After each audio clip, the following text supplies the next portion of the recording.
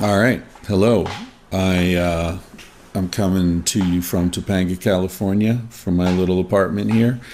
Let's see. Those of you who are Patreon supporters may be watching the video of this, which I'm recording in real time. I think this is the first Roma I'm recording on the little Mevo video camera. By the way, I never received anything from Mevo. Mevo, send me some money. What the fuck?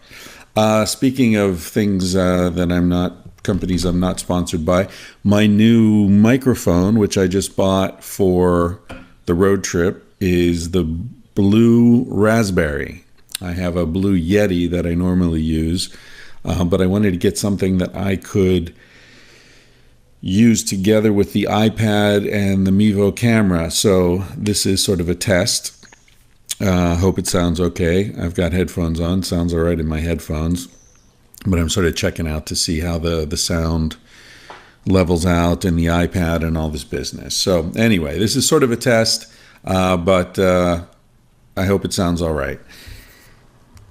Here we go. Things I wanted to talk about in this Roma. I'm working on the Rhythmia thing, the Costa Rican thing. It may not happen. I'll tell you why. Their website says that it's about $300 per person per night, and I thought, well, it's a little steep, but it's probably doable, and that includes all this great food and the ayahuasca and this and that. But before I really started promoting it to you folks, I wanted to get some final numbers. What's it cost altogether? Everything except the flights, for the plant medicine sessions and, get a couple of massages and this and that and the other. And the cost is a lot higher. It's about $500 per person per night. And that's a lot. So for a couple, you're sharing a bungalow, you're going to end up spending, $7,000, something like that. Plus the flights, it's close to 10 grand. I don't want to ask anyone to spend that kind of money. I think if you have that kind of money and you want to have an experience with the plant medicine, Rhythmia is a great place. And I would have no qualms about recommending it. But as far as having a gathering, the reason I've been uncomfortable with this idea of having a get together for Tangentially Speaking listeners is that, I feel weird about the idea of people spending money to hang out with me. Even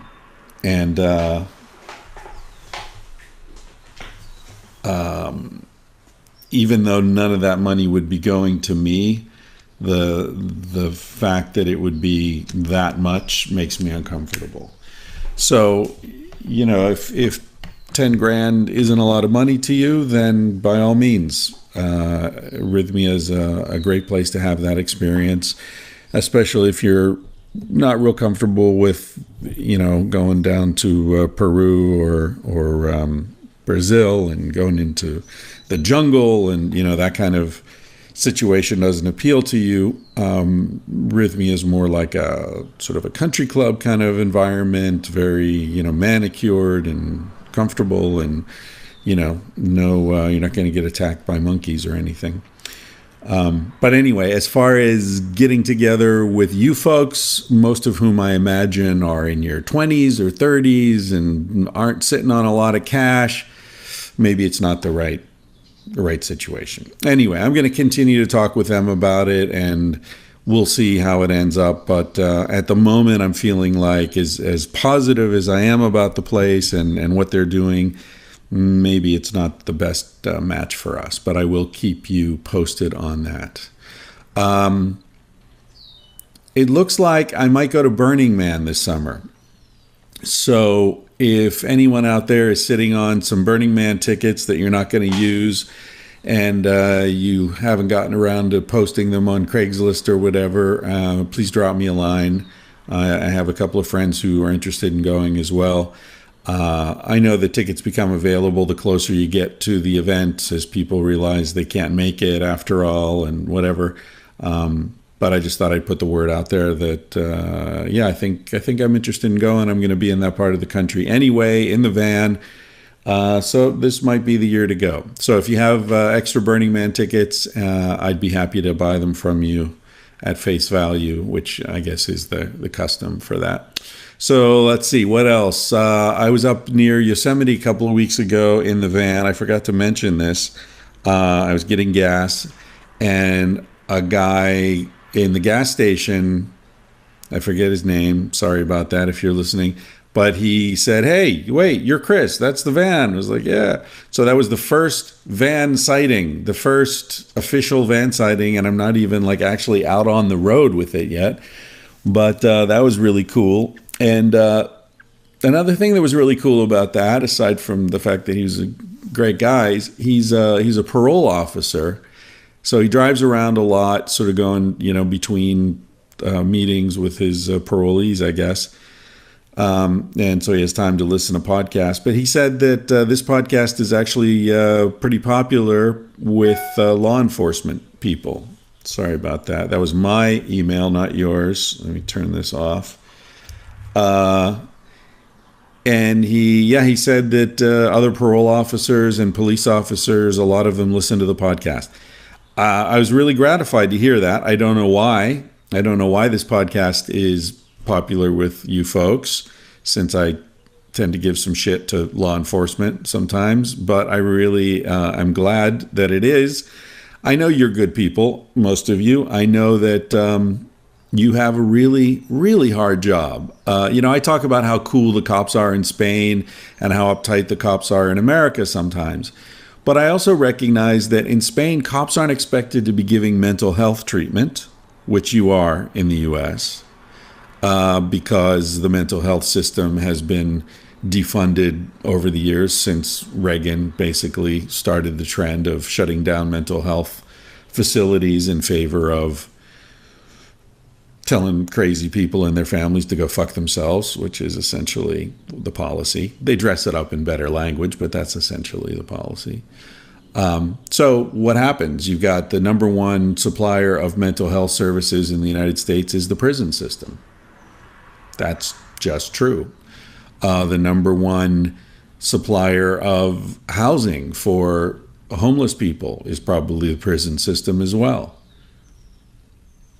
When you've got that kind of situation and cops are expected to be the first line of intervention with people who are having mental health issues, it's not only deeply inefficient and a waste of police officers' time, but it's also a dangerous situation, because I don't know how much training police officers have in dealing with the mentally ill, but as a psychologist, and my wife is a psychiatrist, I can say that you can have 5 years of training and it's not enough.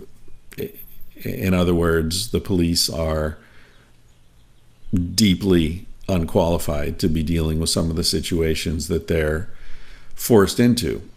And so it's no wonder that things go wrong sometimes, and that the outcomes aren't what we want. So I recognize that, and so I hope any law enforcement people who are listening to this won't take me too seriously when I'm giving you shit. And the other serious issue here is that cops in Spain and other countries where I've been impressed by the police, they're not coming out of the military as a lot of American police are. And so these guys go to the military. They're off in Afghanistan or Iraq in nonsense, ridiculous occupation operations that are unjustified. The local people fucking hate them. They're shooting them. They're blowing them up. They're doing whatever they can to fuck over the occupiers, as you would expect. Of course, it's not the soldiers' fault. They just signed up. They thought they were defending the country. They thought they were defending freedom. They thought it was a good way to get a job, get some education, whatever. Their purpose was not like, let's go shoot some fucking Iraqis, Maybe it was in some cases, but generally not. And they come back from that situation, and they're suddenly police officers with a very oppositional attitude. And it's no wonder they have an oppositional attitude. Police in this country are put in a position of being oppositional. They're supposed to cite you, arrest you, whatever, if you break the law. It doesn't matter if you bother anyone. You went through that red light, doesn't matter. It was 2 o'clock in the morning and you could see a mile in either direction because it's a crossroads in the middle of the fucking desert. And of course, there was no traffic coming, but still you went through the red light, so they're going to give you a goddamn ticket. Or they pull you over and they smell beer on your breath. Well, they're going to give you a breathalyzer and then they're going to yank your license and this and that. Even though they pulled you over for a taillight that was out, you were driving perfectly fine. Doesn't matter. You broke the law. Doesn't matter that your driving was not impaired and you weren't swerving around or putting other people in danger. Doesn't matter. You broke the fucking law. That's the American system. That puts police in an oppositional position with reasonable people who say, hey, I wasn't bothering anybody. Why are you fucking hassling me? So again, as much as we are the victim of that, so are the police. Because a reasonable cop is thinking, fuck, I don't want to do this, but I have to do this. What if this guy's brother is a local politician or works for the police department, and this guy comes home and says, hey, yeah, this cop was really cool tonight. I went through a red light and I had a beer in my hand and he didn't give me a ticket. Then the fucking cop gets fired. So anyway, I understand all that. Okay, so one thing I wanted to sort of talk about was this recent situation with John McEnroe and Serena Williams, because I think it plays into the culture of outrage that I was talking about in the last Roma episode. If you're not familiar with what happened, John McEnroe, he has a book out. He was promoting the book on NPR, and he was interviewed by someone, I forget her name. She's one of those journalists who has like 3 names, Lulu Navarro Williams or something. Anyway, she said they were talking about Serena Williams, and McEnroe said, yeah, she's definitely one of the greatest, or probably the greatest female tennis player. Or no, Lulu Williams, she actually goaded him into it. He didn't say that. She said, you have said that Serena Williams is the greatest female tennis player ever. And he's like, oh, hell yeah, she's great. She's definitely the best ever. And the journalist said, well, why do you say female tennis player? Why don't you just say tennis player? And McEnroe was like, well, because it's different. If she were playing men, she'd probably be ranked, I don't know, around 700 or something, maybe a little better, maybe a little worse. And now that has turned into a big fucking outrage. He was on CBS this morning, I think, and they kept asking him if he wanted to apologize to Serena Williams. And he's like, well, no, I don't understand why I should apologize. So it's turned into this deal where it's been taken as some sort of horrible misogynistic insult that he has said she's incredible. She's an incredible athlete, probably the best who's ever lived as a female tennis player. But when asked, why not just call her a tennis player, he was like, well, yeah, but if she played men, she wouldn't be in the top 100. Does anyone disagree with that? Well, as it turns out, Serena Williams doesn't even disagree with that. Now, this is weird now. When I'm doing this on the iPad, I can't really pause it. Because normally this is where I would pause it and say, oh yeah, the woman's name, the journalist is Lulu Garcia Navarro. Yeah, she sort of goaded him into this thing. Anyway, so I'm talking instead of pausing.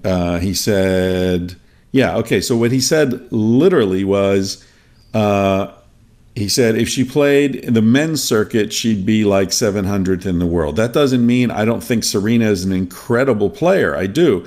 But the reality of what would happen would be I think something that perhaps it'd be a little higher, maybe a little lower on any given day. She could definitely beat some players. That's not an unreasonable thing to say. Here's the exchange. Garcia Navarro says, we're talking about male players, but there are, of course, wonderful female players. Let's talk about Serena Williams. You say she's the best female player in the world. McEnroe says, yeah, best female player ever, no question. Garcia Navarro, some wouldn't qualify it. Some would say she's the best player in the world. Why qualify it? McEnroe says, she's not, you mean the best player in the world, period? Garcia Navarro, yeah, the best tennis player in the world. Why say female player? McEnroe, well, because if she played the men's circuit, she'd be like 700th. Garcia Navarro, really? You think so? McEnroe, yeah, that doesn't mean I don't think Serena's an incredible player. I do. But the reality of what would happen would be maybe she'd be a little higher, maybe a little lower. She could beat some players. I believe she's so strong mentally, she could overcome situations where other players would choke. But if she just had to play the men's circuit, that would be an entirely different story. Where's the outrage? Why are people outraged about that? She is great. Of course she's great. But men's players are hitting the ball far harder. They play 5 sets in the finals. Women play 3 sets in the finals. If she were a weightlifter, you wouldn't say she's the greatest weightlifter in the world. I'm sure the top female weightlifter in the world is probably lifting, 2/3 as much weight as the top male weightlifter in the world. You wouldn't say that the best female boxer in the world is going to beat the best male boxers in the world. It's a sport based on strength, tennis, and upper body strength at that, mostly. How's it outrageous to say that the best woman in that sport would not be competitive with the best men in that sport? It's just a simple physiological fact. I don't see. People agree with me, strangely, and this shows how ginned up and created this whole controversy is. Someone, an expert, said if Serena were to play Annie Murray, she would lose 6-0 in 5 or 6 minutes, maybe 10 minutes. The men are a lot faster. They serve harder. They hit harder. It's a completely different game. Who said that? Serena fucking Williams said that about herself. She said she'd have her ass kicked by the top men's players in 5-10 minutes. She'd be out. 6-love. So clearly, the fact that people are asking John McEnroe to apologize for saying exactly the same thing that Serena Williams has said about herself is ridiculous. This country's falling apart. Speaking of falling apart, we've been invaded. It's so strange. This country, the United States, has been invaded and occupied. And there are no foreign soldiers here. There are no shots. There are no bombs going off. But it's happened. The president of this country doesn't want to hear about Russian involvement in the elections. Doesn't want to hear about it. Doesn't want to talk about it. It's very strange. The State Department is gutted. The Environmental Protection Agency, gutted. There's nobody there. He hasn't hired people to run these things. The government is being shut down. The federal government is being shut down. And we're watching it happen. And meanwhile, we're talking about his tweets about facelifts and bullshit. Women bleeding from their eyes and their jaws and their whatevers. And the country's occupied and being gutted from within. It's really strange. Really strange. How many Americans have died from terrorist attacks in the last 5 years? I don't even know. I mean, it depends how you qualify it. If you count these angry white men as terrorists, the number goes up. You count those kids in Newtown, the number goes up. Still, what is it, a few hundred? At most, a few hundred? If they pass this healthcare thing, I think a Harvard study just came out saying that I think it was 20,000 people would die unnecessarily from not having health care. Tens of thousands. But we're still talking about fucking terrorists. I don't understand it. Very strange. Very strange. Okay, that was my email again. I have too many computers going here. I got this one going. I turned off the email on one, and now it's on the other. Hold on. Let me put this to sleep. Okay. So I wanted to respond to some Roma emails. So here we go. Chris, I'm 19 years old. I'm currently dating someone I've been with for 2 years. Had another relationship before that lasted about 2 years. Since I'm young and I know my current relationship will probably end at some point in the future, even though I'm very much in love with my current girlfriend, my question is, how do you find meaning in long-term relationships when you're a young adult and chances are it's just going to end anyway? That is a really good question, because it's a question that you're going to be reframing and re-asking your whole life. At the moment, you're asking it in terms of, I'm young, I know this relationship's probably going to end anyway, so how do I find meaning in it? Perfectly legitimate question. But you think it's a question about being young, and it isn't. It's a question about being alive and recognizing the impermanence of everything. Does that make sense?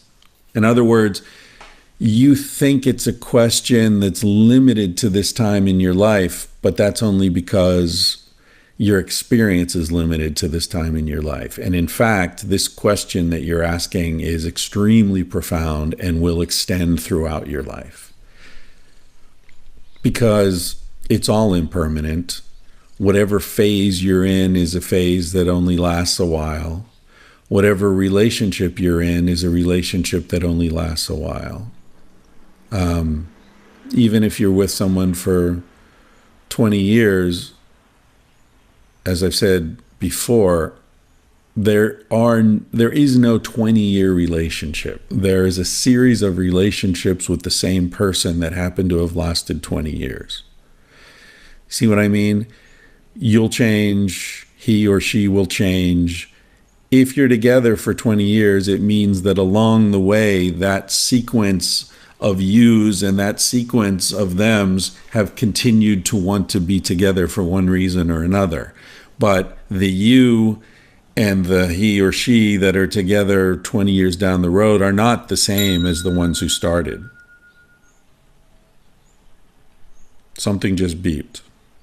I have no idea what that was or why, but I fear that it's telling me that the battery on my iPad is running out. So I'm going to stop this right here and possibly come right back. All right, I'm back. No idea what that ding was. No idea. So there's some technology in this room that's dinging. Never heard that sound before even. So I don't know what it is.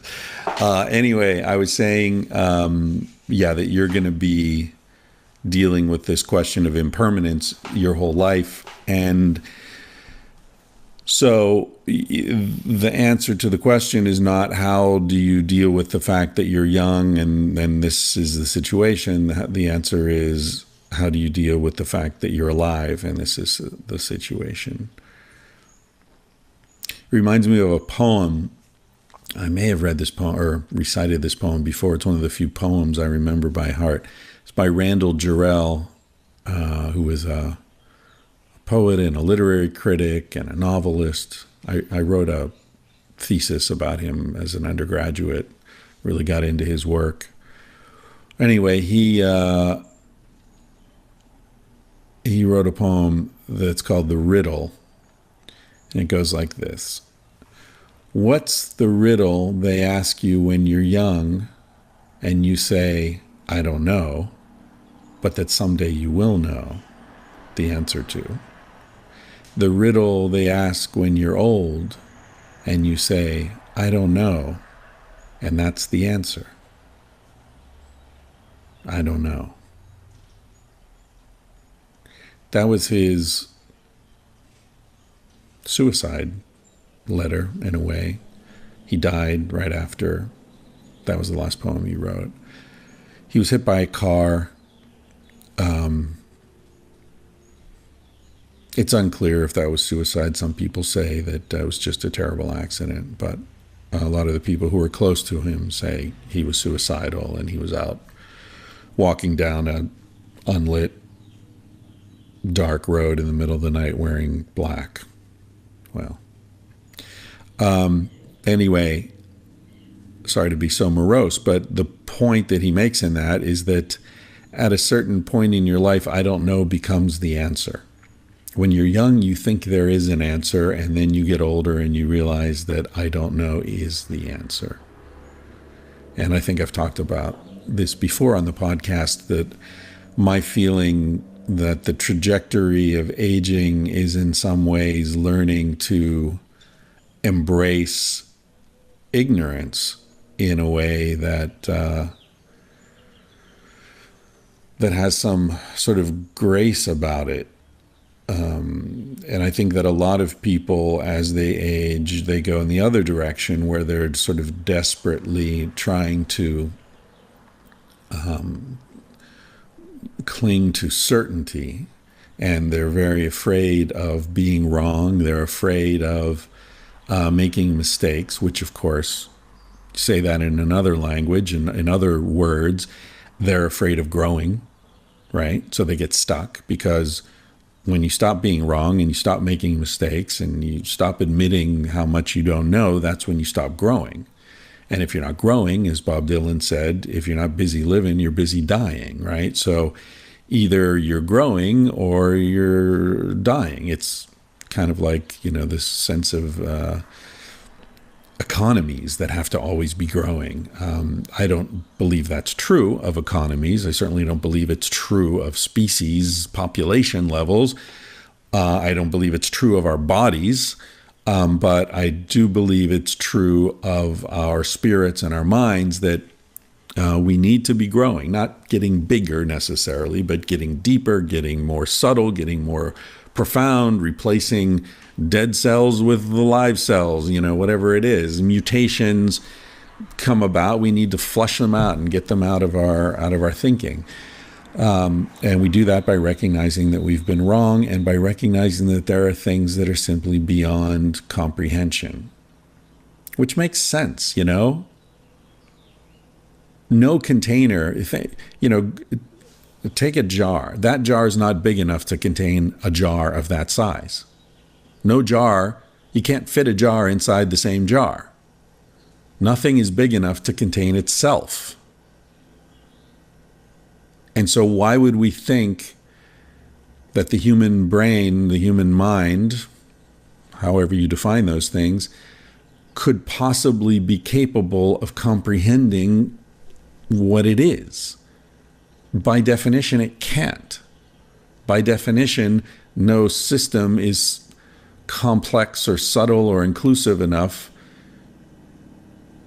to comprehend itself fully. And I don't think any living thing really understands what life is. I don't think it's possible. I'm not sure how helpful that is for a 19-year-old. But I guess what I'm trying to say to you is don't worry about it, man. Give up. You can't lose if you don't play. And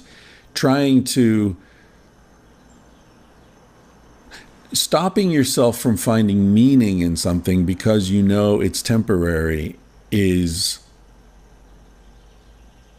the definition of shooting yourself in the foot, because everything's temporary. So if you let that interfere with your ability to enjoy something or find meaning in something, then your whole fucking life is going to be meaningless, because the whole goddamn thing is temporary.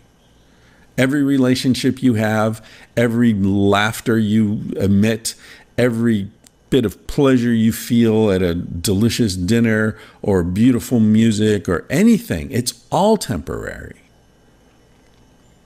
So if that interferes with your ability to get into it, then I would say you're making the biggest mistake a person can make, which is not to say that it's not a very common mistake.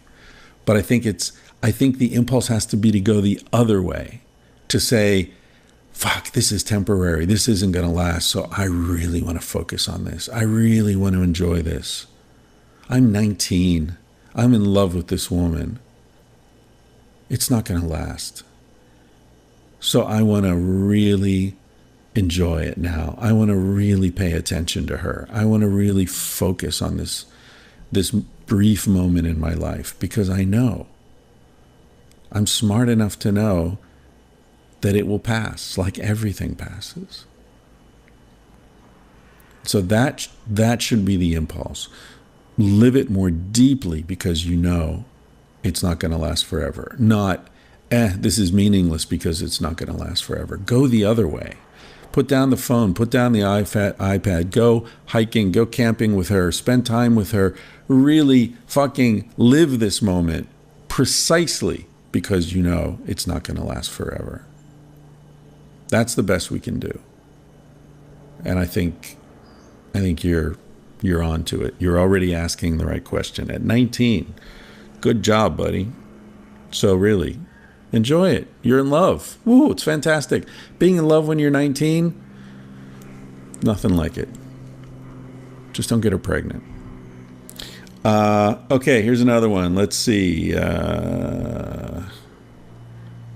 Difficulty with the paradigm shift. Oh, no, I already did this one. I already answered this one in the last Roma. Okay, so let's see.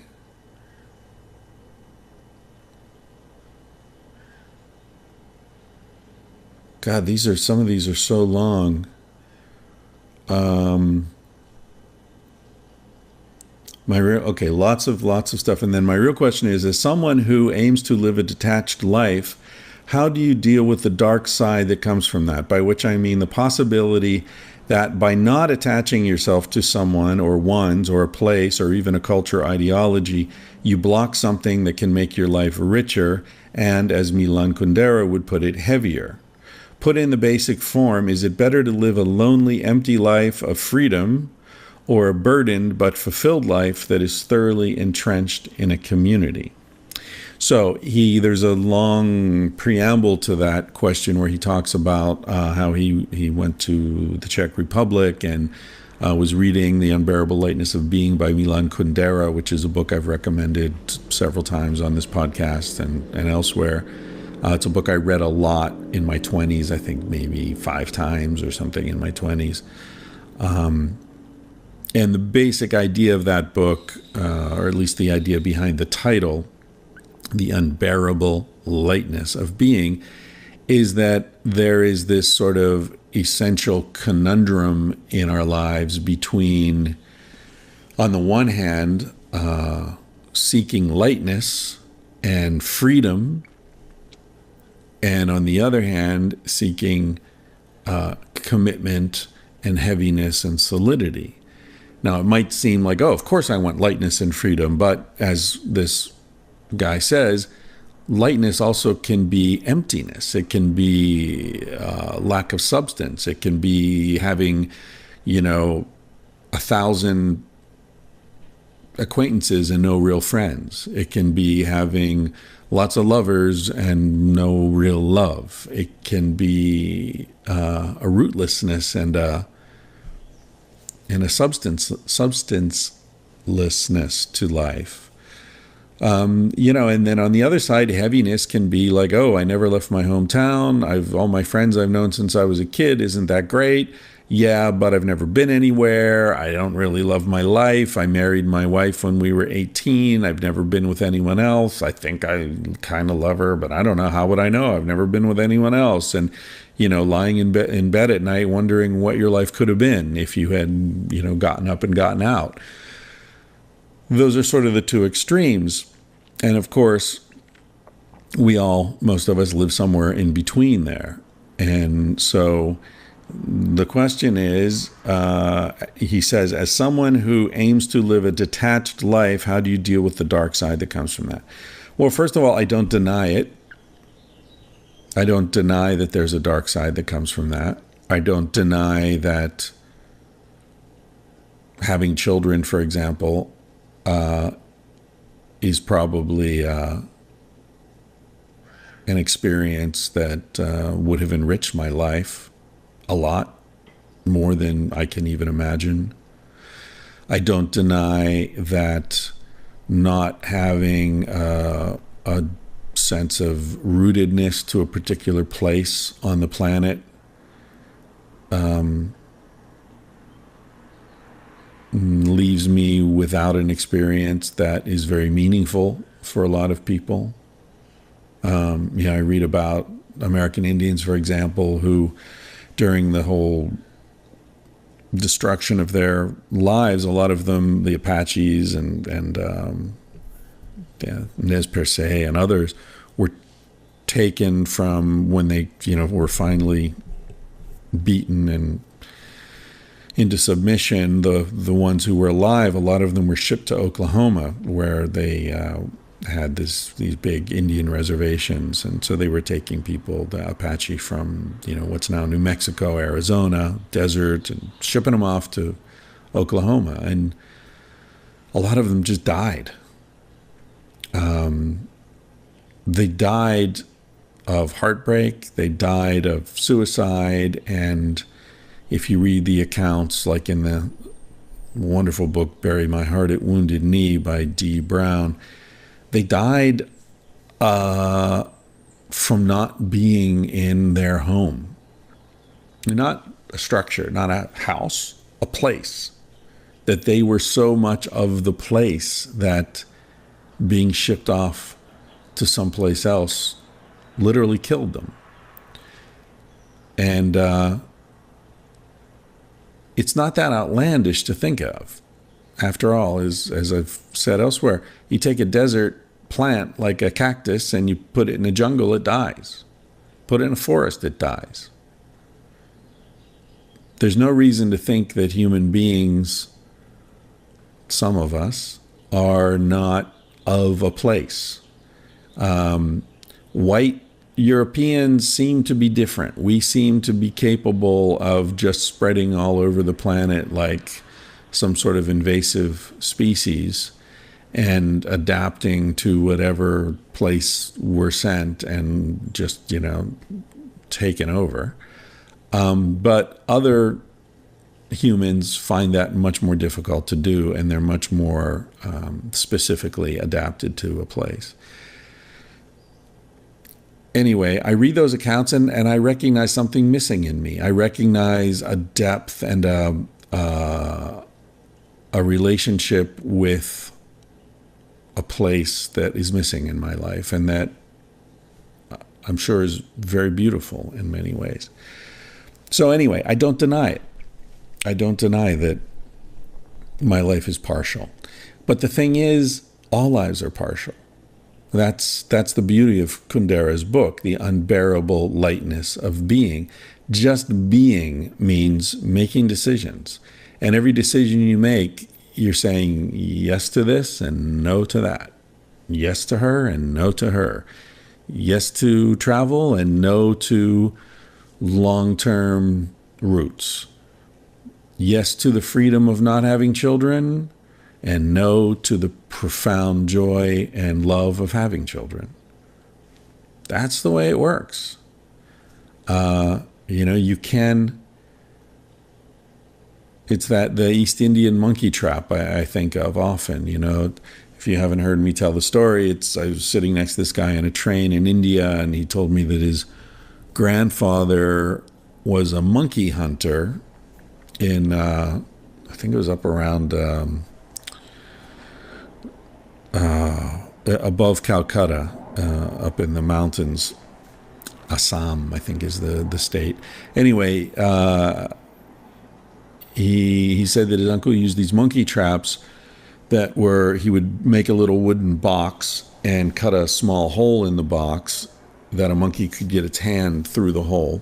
And then he'd put a mango in the box and nail it to a tree and monkeys would smell the rotting mango, and the monkey would come up and reach in through the hole, and he could grab the mango. He could feel it, but he couldn't get his hand out as long as it was holding on to the mango. And so some monkeys would let go of the mango, but some monkeys would never let go of the mango. They'd hold on to the mango, even to the point where they could hear the hunter coming through the forest. They still wouldn't let go of the mango. And the hunter would come up and see the monkey and shoot it and eat it. Well, that monkey wouldn't let go of the mango. That monkey refused to make a decision.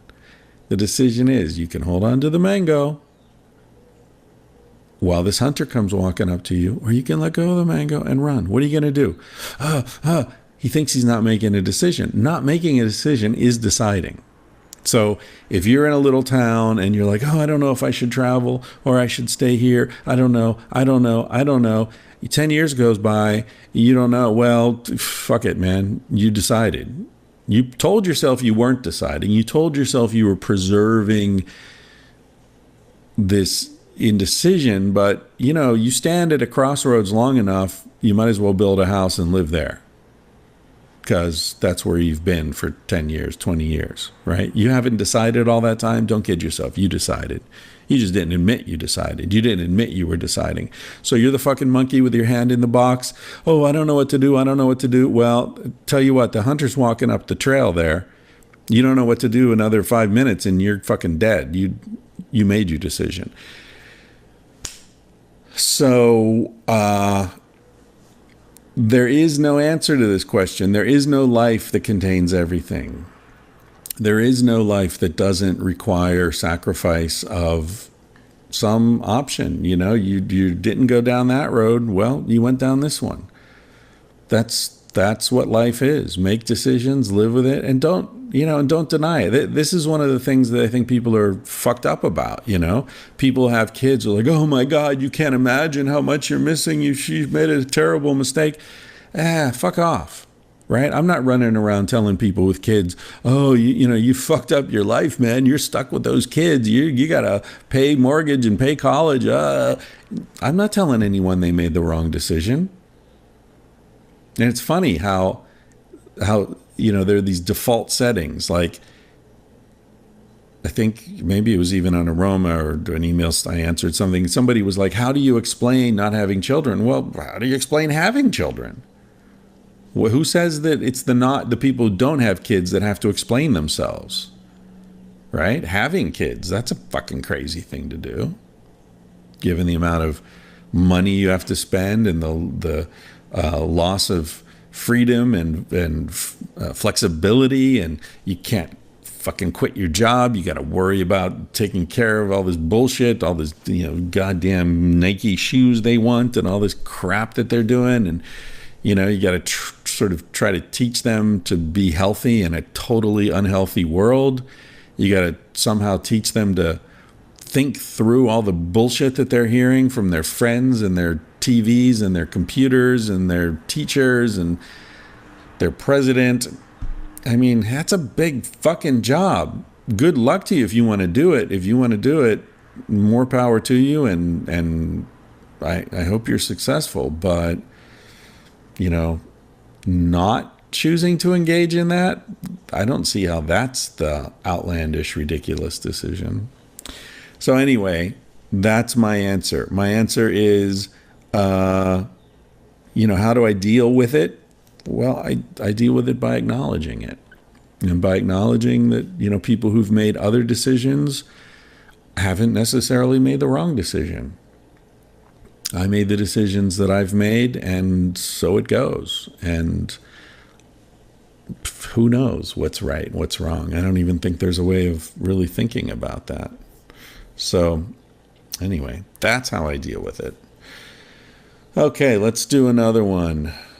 This is I'm writing hoping you can shed some light on a subject I have a hard time understanding, and it seems like no one I ask has any idea either. Why is it that families seem to get along so much better in other cultures, but in America it's so hard?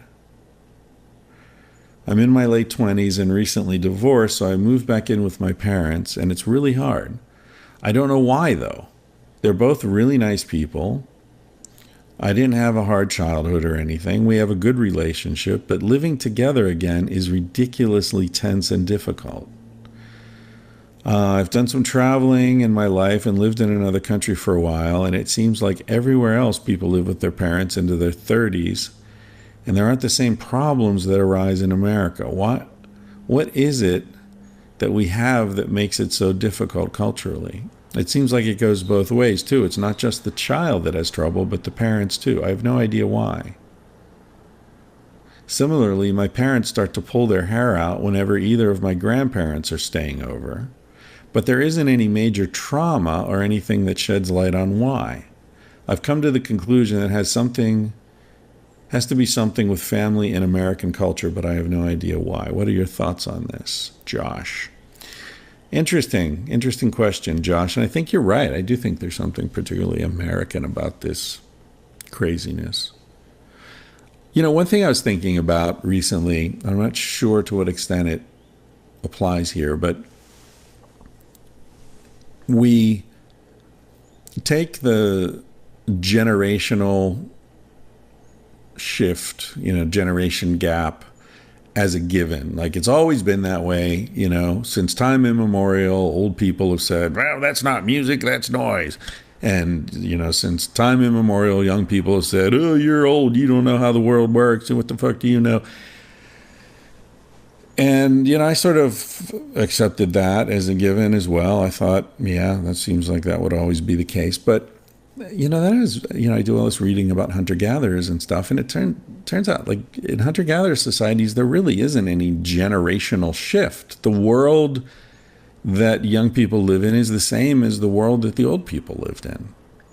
Same jungle, same animals, same rivers, same... whatever. Things work the way they've always worked.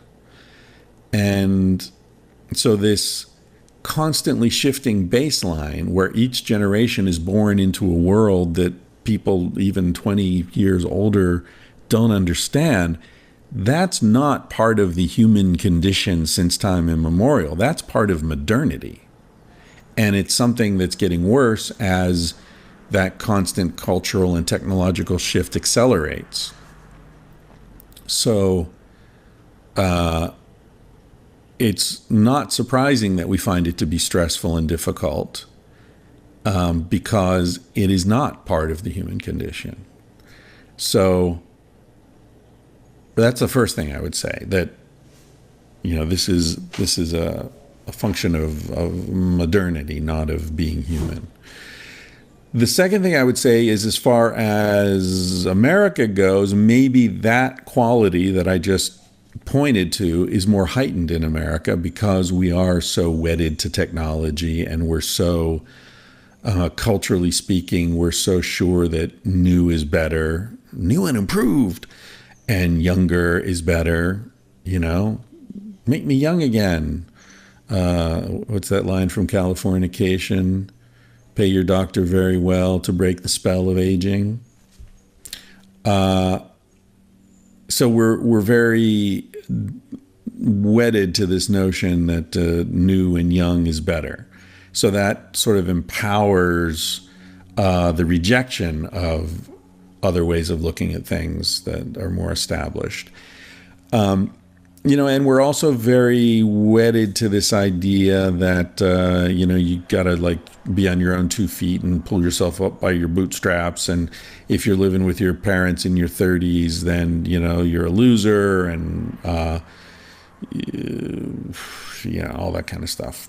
It seems to be more accentuated in American society. Having said that, I'm not sure to what extent that's good or bad.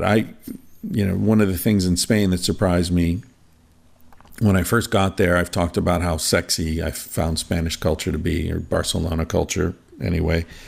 I remember when I first got there, walking home one night late, maybe 2 a.m. or something, clubs were closing, and there were people fucking, just in doorways. I would walk by, in the city, just walking down a city street and like, oh, Jesus, those people are fucking right there, Oh, that guy's getting a blowjob. Look at all, like, holy cow, these Spanish are really horny. This is great.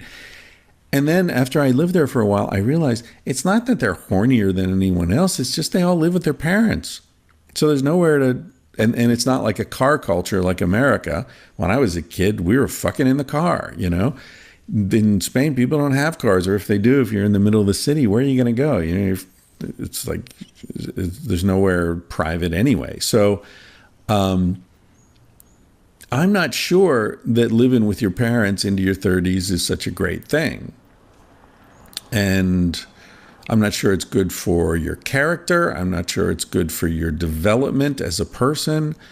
I know economically there are reasons for it and so on, but honestly, one of the things that helped me with meeting Spanish women was that Spanish women are pretty sick of Spanish men, at least the ones I met. If you hang out in an Irish pub in Barcelona, you're meeting a lot of Spanish women who are kind of done with Spanish men, at least as far as casual sexual friendship goes, because these guys live with their mothers, and they expect, if they hook up with a woman, they expect the woman to make the bed and make breakfast and do the laundry. And like, Jesus, dude, I just want to fuck you. I didn't want to be your mommy, So my point is that I think there's a lot to be said about moving out and being on your own. Now, that doesn't mean you have to fucking get a mortgage and, buy into the bullshit American dream either. But you can get a room in a shared house for a couple $100 a month.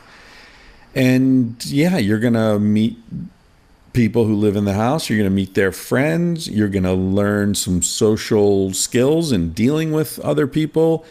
It's a phase of life that I think is really valuable, actually. And I think living alone is overrated. So if you're young and you can't afford to live alone, or you just don't want to live alone, I think there's a lot to be said about living in a shared house. I think it's a pretty cool way to live, especially when you're young and, you're still trying to figure shit out and find your social group.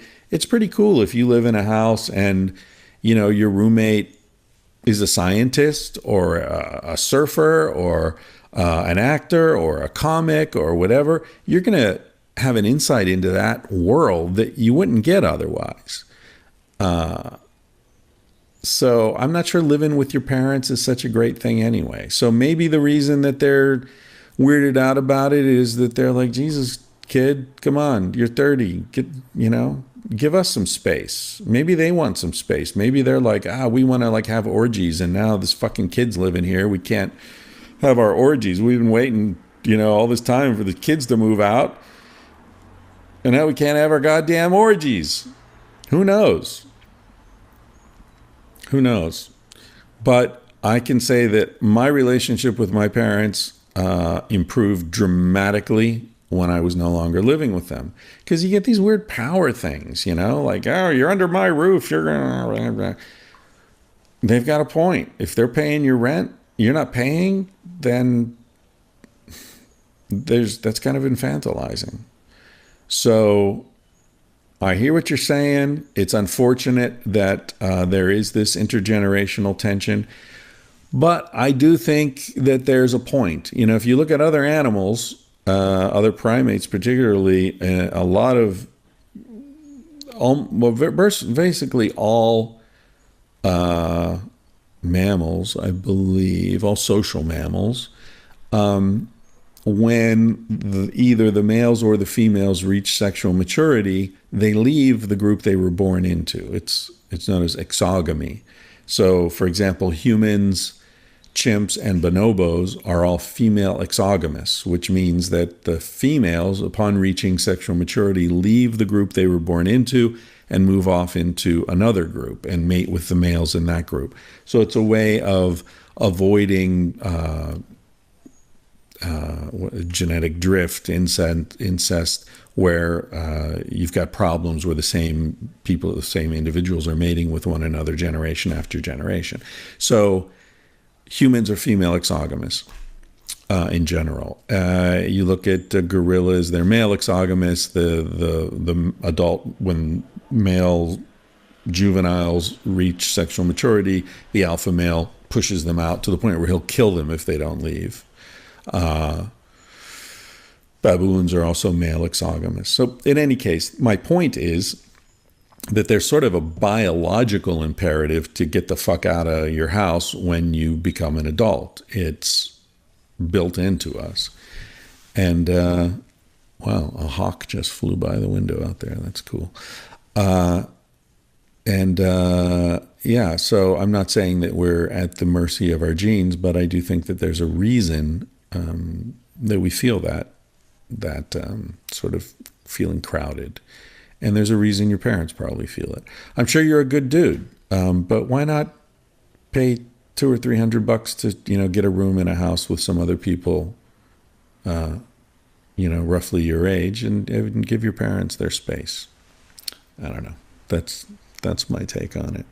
Okay, let's do one more, and then I'm going to be out of here. By the way, I'm going to interrupt this, play some music probably for the audio-only version, but I'm not going to do that for the video version because of YouTube restrictions. I don't want to get into any weirdness on YouTube. So if you're watching the video, you're not going to hear the music, and I can't say what the music will be right now because I haven't decided yet, but I'm going to go back and insert a couple of tunes. I do know what it's going to be. This guy sent me some music that was really good. It was his buddy. Let me see if I can find that, and then I'll come back to this. I'll say what it'll be. In fact, maybe I can even play it on both. Yeah, okay. It's his friend. His name is Adim the artist. Right, and this is Stephen Boitron. Yeah. Anyway, his buddy is Adim the artist. He has a wife now and a baby on the way and could use some exposure. So anyway, the guy's name is Adim the artist. His album is The Owl. I listened to it online and I really liked it. I bought it on iTunes. And I think the song I'm going to play is The Apocalypse. Again, I'm not going to play it on the video, but I'll play it on the audio only because even if he's cool with it, I don't know if his record company would be cool with it. I don't know, whatever. I don't want to get lawyers in my life, you know what I'm saying? Anyway, so the album is The Owl, and the artist is Adim, Adeem, and his name is Adim the Artist. And he's got a funky mustache, one of those like waxy, like comes to a point mustaches. Pretty cool. All right, so anyway, last email from Ireland. I am a very helpful and positive person who always tries to help people around me and stay positive. I'm not perfect myself, but helping is in my nature. My issue is with my parents who have been married for over 25 years. A lot of those years I feel they have been unhappy. They are currently not in a happy relationship, and being at home with them makes me sad as I see how they are. My father is an alcoholic who drinks 2 to 3 times a week like it's normal. He seems to run away from all his problems, and trying to talk to him about almost anything is like pulling teeth. I've tried to advise him to stop drinking or to take up a hobby, but it never works. I'm at a loss at what to do. My father simply can't let go of family issues from the past, and I can see them eat away at him daily. My mother's not perfect, but she's open-minded and at least tries to help the situation.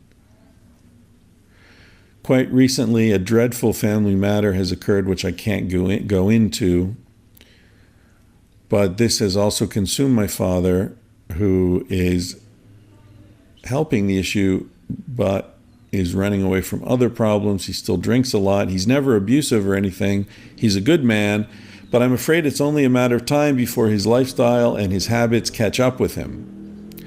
When I look at him, I see an unhappy, depressed, scared man who only finds happiness at the bar drinking. Any advice would be much appreciated. Oh, and my mother also listens to your podcast. Okay. So Let me just state for the record that this is unqualified advice. I am a psychologist, but I'm a research psychologist. I don't know you. I haven't met you. I haven't met your mother. Haven't met your father. So totally pulling this out of my ass. It's worth what you paid for it, which is nothing. But I'll just say some things that popped out of my head. He drinks 2 to 3 times a week like it's normal. Dude, I drink more than 2 to 3 times a week, and I think it's normal. Now, I don't know if he's getting stumbling drunk 2 or 3 times a week, but if I drank 2 or 3 times a week, if I had like 2 or 3 beers a week, that would be a significant reduction in my alcohol intake. And you're in Ireland? I don't know, 2 or 3 times a week. I don't think that's particularly abnormal, unless he's got a drinking problem, unless he's getting shit-faced and, breaking windows and wrecking cars and, getting in fights. I don't see how drinking 2 or 3 times a week is a big deal, having a few pints of Guinness. I've tried to advise him to stop drinking. Well, I don't know. Is it your place to advise him just what to do? You're 25. So what's your dad? 50? 55? Your dad's my age. Again, I don't know. If you say he's got a drinking problem, you're definitely implying he has a drinking problem. But as far as actual data, I see he drinks 2 to 3 times a week like it's normal. If I had a 25-year-old kid telling me how to live my life, your dad keeps his mouth shut, but I'd probably say, fuck off, kid. Go live your life. Get the fuck out of my face. I'm not, what are you doing? You're 25. You're telling me how to live my life. I don't know.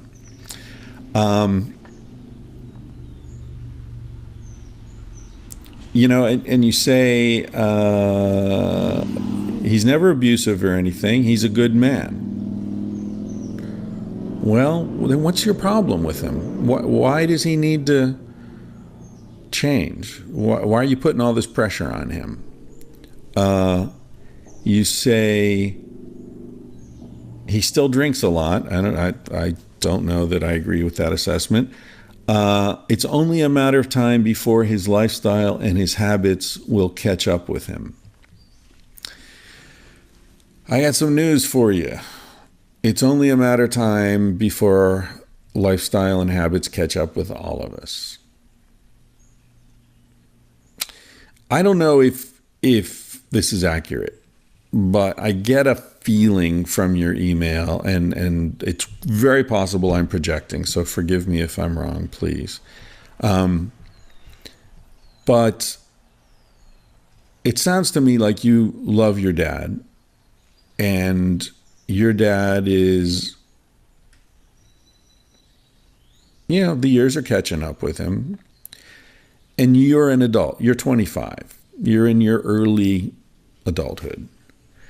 And one of the things that happens in early adulthood is we start to see our parents as people, as opposed to these mythical semi-demigods that parents seem to be, or devils, depending on where we are in our childhood. Early years, they're demigods, and then adolescence, they become satanic-like figures. But around, early adulthood's when you start to see them as people. And when you see them as people, you see their vulnerabilities. You see their sadnesses. You see their failures. You see their looming demise. And it's scary, because part of you still sees them as semi-godlike figures who will always be there. And when they're not there, when you even think about them not being there, it's fucking terrifying. Because then you're next. Then there's nobody standing between you and oblivion. And one of the ways we deal with that existential despair is by putting a lot of attention into how they live and getting very judgmental about how they live and the things that they're doing that may be detrimental to their health. And it's confusing because you feel so justified. You're so justified in saying, Dad, that's bad for you, and this is bad for you, and yeah. And you're right. You're absolutely right. But you're leaving out a couple of things. One of them is your father's an adult. Your father's made a lot of decisions on his own. Some have panned out. Some haven't worked out as well. But in any case, he's an independent man who has a right to his own dignity and his own path. And as much as I'm sure he appreciates your concern for him, I think you need to recognize that some of that concern for him is actually concern for yourself. That a lot of this intense, intrusive, judgmental energy that we often hold toward our parents is in fact fueled by our own existential terror at being left alone here on this planet with no daddy and no mommy to take care of us. And I don't mean that in a demeaning way. Believe me, I'm 55 years old. I feel that. I get so angry at my father for not taking better care of himself. It's something I don't talk about on the podcast. There are certain parts of my life that are too personal. I don't want to get into in a public way because I feel that other people have a right to their own privacy and dignity. And just because I talk into a microphone doesn't mean that I have a right to drag them in front of it. But I can really relate to that. And as I say, maybe I'm projecting, maybe you're not feeling this, but I think it's a common thing to feel. And there you do come across as a little judgmental and a little holier than thou in your email. And I think that an important stage of our process of maturation is this recognition that our parents are just people and they're going to make mistakes. They've always made mistakes, but hopefully, as in your case, their heart's in the right place. They're good people. They're kind. They're generous. They're compassionate. And that's really all you can ask. And the fact that they're going to die is not an affront to you. It's not something you have the right to get indignant about, or I have a right to get indignant about. The fact that they're going to abandon us. It's funny, people who are experts in grief, they often say that one of the things that people find most confusing is how angry they get when someone close to them dies. And it's weird. You wouldn't think you'd get angry. But we do get angry because something's been taken away from us. And in the case of a parent, it's something precognitive. It's something that's always been there. Something that, some protection, some warm blanket over us that we didn't even know was on us until suddenly it's pulled away and we feel exposed and cold and vulnerable and terrified. And part of the response to that is, fuck that. Who took that? Where'd it go? What the fuck is going on here? You feel angry. And I get it, man. I have felt very angry at watching my father's health deteriorate, and very judgmental about how, he should have done this or he should have done that, or, eaten better or exercised more or blah, blah, blah, whatever it is. And also I have to recognize that a lot of what I get angry at him for are things that I share. He's my father, and I'm very similar to him in a lot of ways. And so as a sort of a deflection from thinking about my own failings or my own laziness or lack of discipline or whatever, I externalize it and I get all pissed off at him for those very things that make me uncomfortable in myself. So I would ask yourself, are you doing that? Maybe do you have a weakness for drink? Are you not as happy as you could be? And are there reasons for that you're not confronting? Are there things in your life that you are reflecting off him and focusing on him rather than looking at yourself? Carl Jung made a big point of how much we can learn from people who annoy us, because the fact that they're annoying us tells you that something in them is resonating with something in you. And so really look at what it is that you're finding so annoying, and you're going to see yourself if you look honestly and deeply enough.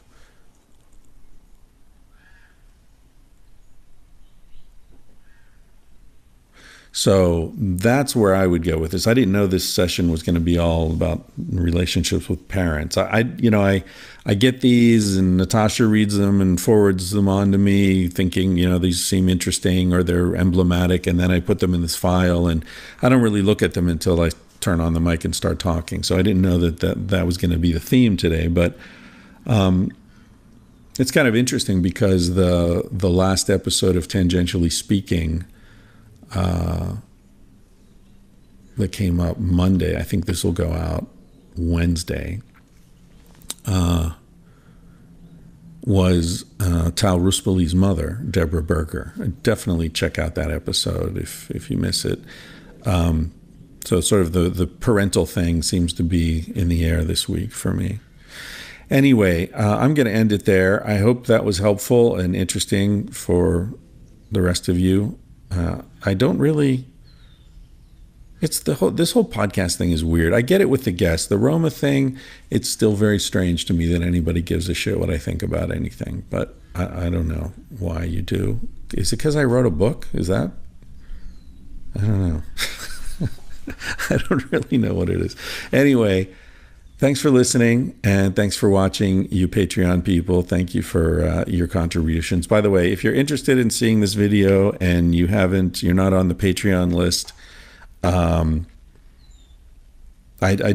this isn't like bonus content for people who are given $50 a month or something. I just put it up for everyone who's on Patreon. So even if it's only $1 a month or whatever you can comfortably afford, you'll get access to the videos. And then I'll probably make them available later, maybe a month later or something. I don't know. I'll do that for people who aren't on Patreon. But I figured there should be something for the Patreon folks. Because, it's not just the money. I know it's a hassle to go on there and enter your credit card information and your address and blah, blah, blah. It's a pain in the ass, I know. Believe me, I order a bunch of shit online, so I know what that's like. Anyway, thank you so much for your support and for giving a shit. And this is going to be fun. And the main reason I'm doing all this stuff is to get used to using the camera so that when I'm on the road, we can do some cool stuff from the van and get some interesting shots. I'll probably sit up on top of the van and do some episodes from up there. And I'll definitely mount the Mevo on the dash and get some dash cam stuff going and whatever. So thanks for listening, and take it easy, y'all.